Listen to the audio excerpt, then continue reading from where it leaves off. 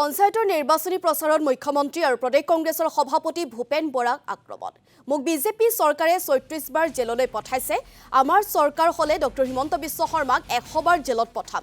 জেলত আঙুৰ, কল আৰু পানী লৈ খবৰ ল'বলৈ যাম। ডক্টৰ হিমন্ত বিশ্ব শৰ্মাক চকীত বান্ধি ব্ৰহ্মপুত্ৰত দলিয়াই দিয়াৰ সপোন দেখি মোৰ টোপনি নহা হৈছে। ২০২৬ বৰ্ষত বিজেপি চৰকাৰক ব্ৰহ্মপুত্ৰত দলিয়াই পেলাম। সংখ্যালঘু লোকে বিদায় দিছে AIUDF আৰু বিজেপিক। সংখ্যালঘু এলেকাত আধিপত্য নোহোৱা হৈছে কংগ্ৰেছৰ পৰিৱৰ্তে সংখ্যালঘু এলেকাত জনপ্ৰিয়তা বাঢ়িছে ৰাইজৰ দলৰ।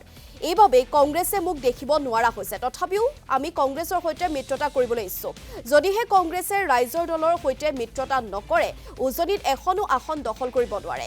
ৰাইজৰ দলৰ সৈতে মিত্ৰতা নকৰিলে নামনি অসমতো কংগ্ৰেছ শূন্য হ'ব। ভূপেন বৰা আৰু ডক্টৰ হিমন্ত বিশ্ব শৰ্মা একেই ভ্ৰষ্টাচাৰী। দৰং জিলাত পঞ্চায়ত নিৰ্বাচনৰ প্ৰচাৰ চলাই এনেকুৱা মন্তব্যৰে ভূপেন বৰা আৰু মুখ্যমন্ত্ৰীৰ বিৰুদ্ধে সৰব হ'ল অখিল গগৈ। এখন সরকারে ৩৬ বার জেল দিছে, ৩৬ বার। জানেন না ৩৬ বার জেল দিয়ার পাছতো মই ভাগি যোৱা নাই আৰু এইখন চৰকাৰ ভাঙি দিবলৈ আটাইতকৈ কষ্ট কৰা মানুহটো মই। মোক ৩৬ বাৰ জেল দিছে। চৰকাৰ যিদিনা ভাগিব, আমাৰ যেতিয়া চৰকাৰ হ'ব, মই কেইবাৰ জেল দিম? কেইবাৰ? ১০০ বাৰ জেল, ১০০ বাৰ। আৰু জেল দিয়াৰ পাছত কলা পলিথিনত ১ কেজি আপেল, এপোৱা ২৫০ গ্ৰাম আপেল, কি কয় আঙুৰ, আৰু জাহাজী কলৰ আধাটো, হয় নে নহয়, পানী বটল এটা লৈ গুৱাহাটী জেলত খবৰ ল'বলৈ যাওঁ, ককাই কেনে আছ? চব মানুহক যিমান শাস্তি দিছে নহয়, এজনো মুছলমান মানুহ অসমত শান্তিত থাকিবলৈ পোৱা নাই মোমাই কাৰণে। এইবাৰ লোকসভা নিৰ্বাচনত যোৰহাটত গৌৰৱ গগৈক জিকাই আনিছো, ধুবুৰীত মই নিজে লাগি ৰকিবুল হুছেইনক জিকাই আনিছো, নগাঁৱত মই প্ৰদ্যুৎ বৰদলৈক লাগি ভাগি জিকাই আনিছো, আৰু ২০২৬ত হিমন্ত বিশ্ব শৰ্মাক চকীয়ে টুকি বান্ধি ব্ৰহ্মপুত্ৰত দলিয়াই দিম বুলি সপোন দেখি দেখি মোৰ টোপনি নোহোৱা হৈ গৈছে। পাৰিম নে নোৱাৰে? যে কোনো পধ্যে এবাৰ সাম্প্ৰদায়িক বিজেপি আৰু সাম্প্ৰদায়িক AIDF-ক ভোট নিদিয়ে।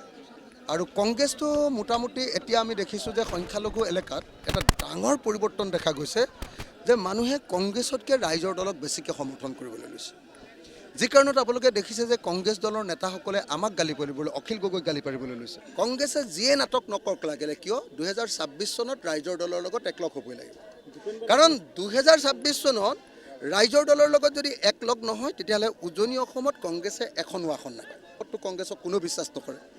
আঞ্চলিক দল, জাতীয়তাবাদী দল, ৰাইজৰ দলক বিশ্বাস কৰে।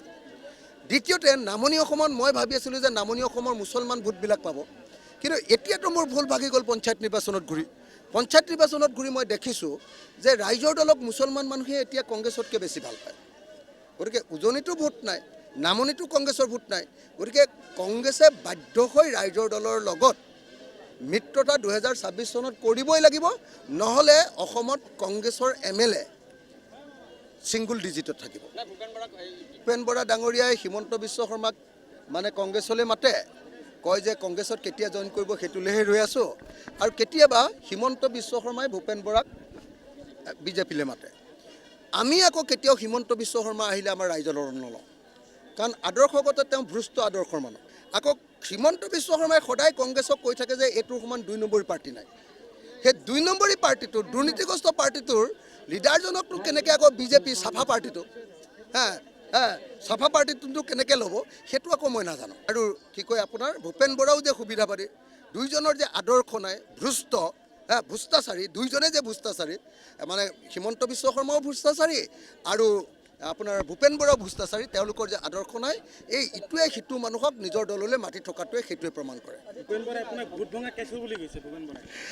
ভূপেন বৰাৰ যিটো সমষ্টিত উঠিব ৰঙা নদীত, সেই সমষ্টিটোত তাৰমানে ভূপেন বৰাই এজনো মানে জিলা পৰিষদ আৰু আঞ্চলিক পঞ্চায়তক জিকাব নোৱাৰে চবতে আমাৰ ৰাইজৰ দল জিকিব সেইকাৰণে ভূপেন বৰাৰ মাথাটো গৰম হৈ আছে মোক অলপ গালি পাৰিবই আপোনালোকে গালি পাৰিবলৈ দিয়ক যিমান মোক গালি পাৰে চববিলাক ধুনীয়াকৈ উলিয়াই দিব মই তেখেতৰ ডাইলগকেইটা শুনি হাঁহি থাকিম